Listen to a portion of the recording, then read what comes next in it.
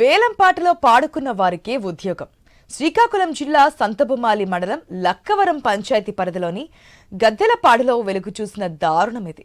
2014 నుంచి ఆశా వర్కర్గా ఉన్న చంద్రమ్మ పోస్టుకు తాజాగా గద్దెలపాడులో వేలంపాట నిర్వహించారు గ్రామ పెద్దలు.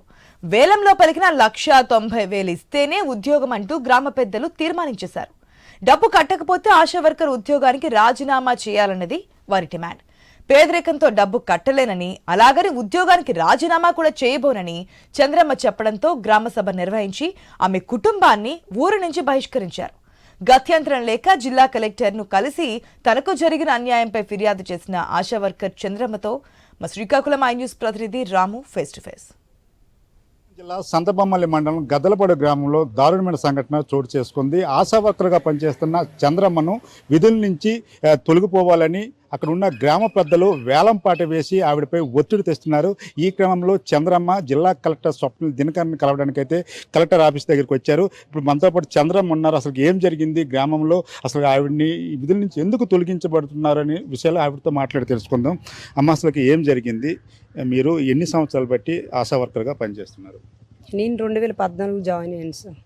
2014 నుంచి చేస్తున్నాను సార్. 10 సంవత్సరాలు సర్వీస్ సార్ నాకు. అంటే ఇంతకుముందు వేలంపాట అంటే only anganwadi sir. ASHA worker post అంటే వేలంపాట ఎట్లేదు సార్.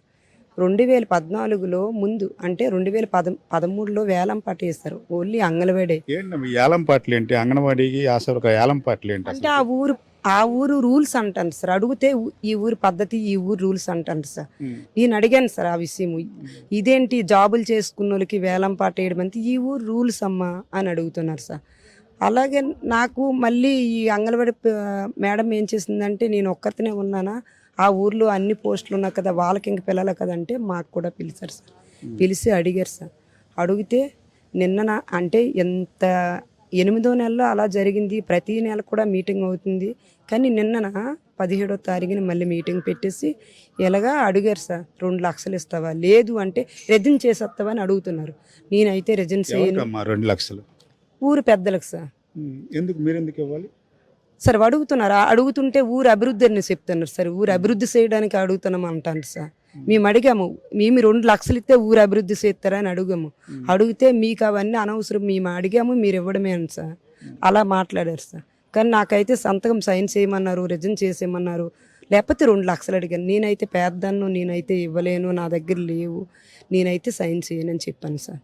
ఇప్పుడు అంగన్వాడీకి కూడా వేలం పట్టేస్తున్నారు. ఆవిడ రిజైన్ చేశారు అంగన్వాడీ టీచర్. నిన్న చేసేసారు సార్. నిన్న ఇన్ని రోజులు నాతో పోరాడింది సార్ అంగన్వాడీ టీచర్. కానీ నిన్న ఏమైందంటే, నేను ఇంకా పోరాడలేను, సైన్ చేసేస్తానని సంతకం పెట్టింది. ఎన్ని లక్షలు కానీ అంగన్వాడీ పోస్ట్? 2 లక్షలు సార్. సేమ్ టు ఆవిడది నాది ఒకటే సార్. లేకపోతే మీరు ఒప్పుకోవాలా? అంతే సార్. ఆవిడకి అంత ఉంది కాబట్టి ఆవిడ ఒప్పుకున్నాను. నేనైతే 2 లక్షలు ఇవ్వలేను సార్. నేను పేదను సార్. నేను అంటే నాకు ఒక 6 ఫ్యామిలీ ఉన్నారు.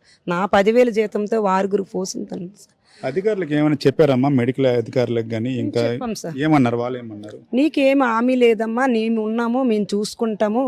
అలాగే అచ్చుమనాయుడు సార్కి కూడా చెప్పాం సార్. సార్ దగ్గరికి కూడా 3 సార్లు అయితే సార్ కూడా, అమ్మ నీ పని నీవు చేసుకో, నీకేటి ప్రాబ్లం ఉండదు, నీకెవరు ఏమనరు, నీ పని నీవు చేసుకో, అంతే, నీకెవరు తీయరు, ఇది తీయడానికి అవ్వదు అని చెప్పారు. మా మెడికల్ ఆఫీసర్ కూడా అలాగే చెప్పారు సార్. నీకెవరు తీయరమ్మా, నీవు అక్కడ మీ ఊర్లో పని చేయించకపోతే పక్క ఊర్లో చేసుకో, నీకైతే ఇబ్బంది ఉండదు, నీకెవరు తీసేదే లేదని చెప్పారు సార్. అంటే మీరు రిజైన్ చేయలేదు కాబట్టి మీ మీద ఎలాంటి కక్ష సాధింపులు చేస్తున్నారు గ్రామంలో? సార్ నేను రిజైన్ చేయలేదు కదా సార్. నిన్న ఏం చేశారంటే, నాకు దండూరు వేయించారు, ఊర్లో దండూరు వేయించారు. ఏమని, ఈవిడతో ఎవరు మాట్లాడకూడదు, వీళ్ళ ఫ్యామిలీతో ఎవరు మాట్లాడకూడదు, ఈమెమో ఏనికి పిలిస్తే వెళ్ళొద్దు, మందులు ఇస్తున్నా తీసుకోవద్దు, అలాగే బండి దగ్గరికి వచ్చిన పిలిచినా వెళ్ళొద్దు, 104 వస్తుంది కదా, 104 వచ్చినా పిలిచినా వెళ్ళొద్దు, ఆవిడ ఏం చెప్పినా మీరు వెళ్ళొద్దు, పిలవద్దు, ఆవిడ పిలిచినా మాట్లాడకండి, కేకేసినా మాట్లాడకండి, ఆవిడ పని ఆవిడది, మన పని మంది, మన ఊర్లో పని చెయ్య అవసరమే లేదు.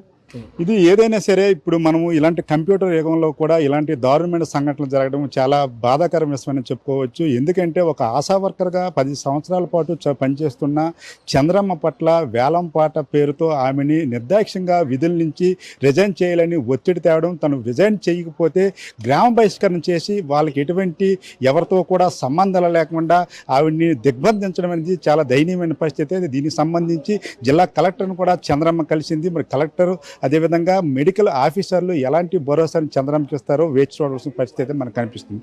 Over to studio.